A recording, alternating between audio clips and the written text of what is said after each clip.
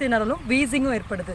அதையும் நம்ம சப்ரஸ் பண்ணதுனால தான் நிறைய இதயம் சம்பந்தப்பட்ட நோய்களுக்கு இன்னைக்கு நம்ம ஆளாயிட்டு இருக்கோம் அப்படின்றத புரிஞ்சுக்கணும். அப்போ சளிக்காக மருந்து எடுப்பது அப்படின்றது ரெண்டாவது விஷயம். முதல்ல சளியை உண்டு பண்ணக்கூடிய காரணிகள் உணவுகள் என்னென்னு நம்ம தெரிஞ்சுக்கிட்டா போதும்.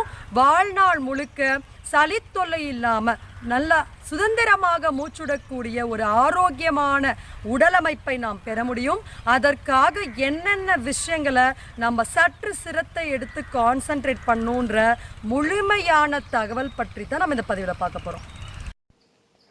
நம்முடைய உடம்பில் ஏற்படக்கூடிய எல்லா விதமான பிரச்சனைகளுக்கும் முக்கியமான காரணம் நம்முடைய நுரையீரலில் தேங்கி கிடக்கக்கூடிய சளி கழிவுகள் தான்.